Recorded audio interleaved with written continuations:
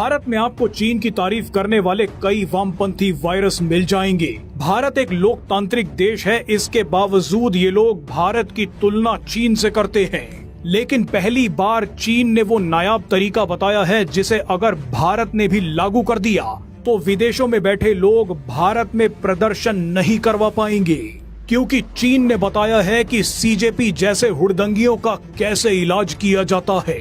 आप ये जानकर हैरान हो जाएंगे कि प्रोटेस्ट, हिंसा, हड़ताल और सामाजिक अशांति की वजह से भारत की जीडीपी को सालाना 6 से 9% का नुकसान होता है।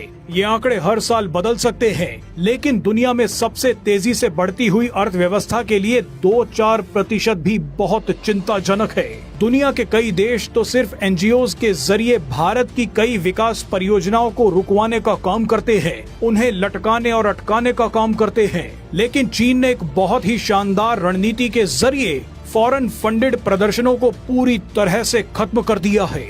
चीन ने 3 शानदार तरीकों से ये सफलता हासिल की है। इसके बारे में हम आपको इस वीडियो में बताएंगे। आपको याद होगा कि चीन ने जब यांगत्से नदी पर 3 गॉर्जियस बांध बनवाया था तो लगभग 2 करोड़ पेड़ों को काट डाला था, लेकिन उस दौरान चीन में कोई प्रोटेस्ट नहीं हुआ, किसी ने काम को नहीं रोका, यहाँ तक कि दुनिया में भी किसी ने चीन के उस प्रोजेक्ट का विरोध नहीं किया। लेकिन जब भारत कोई बांध बनाता है, न्यूक्लियर पावर प्लांट बनाता है या कोई स्ट्रेटेजिक प्रोजेक्ट बनाता है तो कई एनजीओज प्रदर्शन करने उतर आते हैं। अदालतों में पीआईएल डालकर इन प्रोजेक्ट्स को अटकाया जाता है। उदाहरण के लिए आप मलक्का स्ट्रेट के पास बन रहे ग्रेट निकोबार प्रोजेक्ट को ही देख लीजिए। ये प्रोजेक्ट भारत की किस्मत बदलने वाला है, चीन को रणनीतिक चुनौती देने वाला है।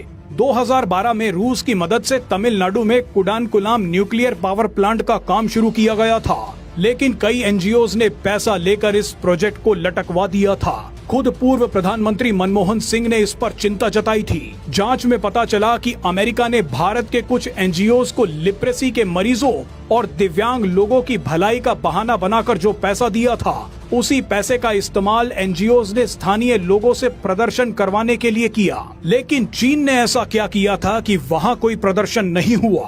आपको बता दें कि चीन में पिछले कुछ सालों में एनजीओज 7000 से घटकर 728 रह गए हैं। चीन ने 3 बड़े कानून पास करे। पहला था चैरिटी लॉ, जिसके तहत चैरिटेबल संस्थाओं पर नकेल कसी गई।